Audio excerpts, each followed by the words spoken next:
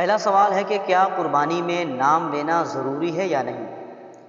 دیکھیے، قربانی میں نام لینا یہ ضروری نہیں ہے، یعنی اگر صرف آپ نیت کر لیں کہ میں فلاں کی طرف سے قربانی کر رہا ہوں تو بھی قربانی درست ہو جائے گی۔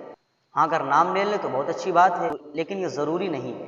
جیسے بڑا جانور ہے اور اس میں 7 لوگ شریک ہیں، اگر ذابح سب کا نام لے تب تو وہ بہت اچھی بات ہے، لیکن اگر نام نہیں لیتا، صرف اپنے دل میں نیت کر لے کہ میں فلاں فلاں کی جانب سے قربانی کر رہا ہوں، تو یہ نیت کرنا بھی اس کے لیے کافی ہوگا۔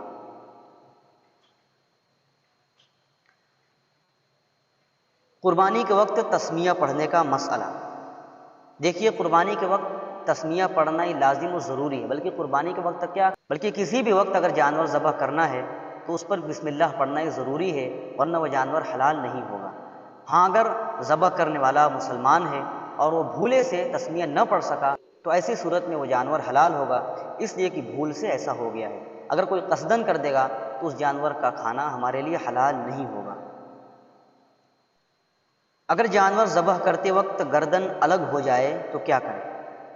دیکھیے، شریعت میں اس بات کا پورا خیال رکھا گیا ہے کہ ذبح کرتے وقت جانور کو کم سے کم تکلیف ہو، اور یک بارگی گردن کا الگ کر دینا کہ ضرورت سے زائد اس میں جانور کو تکلیف ہوتی ہے، اس لیے اس عمل کو مکروہ کہا گیا۔ لیکن اس صورت میں بھی آپ کی قربانی درست ہوگی اور اس جانور کا گوشت کھانا بالکل حلال ہوگا۔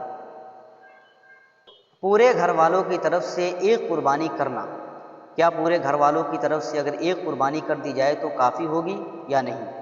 نہیں، ایسی بات نہیں ہے۔ گھر میں جتنے افراد ہیں، عاقل ہیں، بالغ ہیں، صاحب نصاب ہیں، تو ان پر قربانی واجب ہے۔ جب تک ان کی طرف سے قربانی نہیں کی جائے گی، ان کے ذمے سے وجوب ساقط نہیں ہوگا۔ باقی ثواب میں اگر آپ شرکت کرنا چاہیں تو کر سکتے ہیں، لیکن قربانی میں شرکت نہیں ہو سکتی۔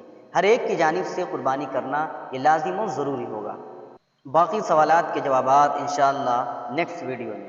اگر آپ سوال بھیجنا چاہیں تو ہمارا ای میل اسکرین پہ شو ہو رہا ہوگا، آپ اس پہ اپنے سوالات کو بھیج سکتے ہیں۔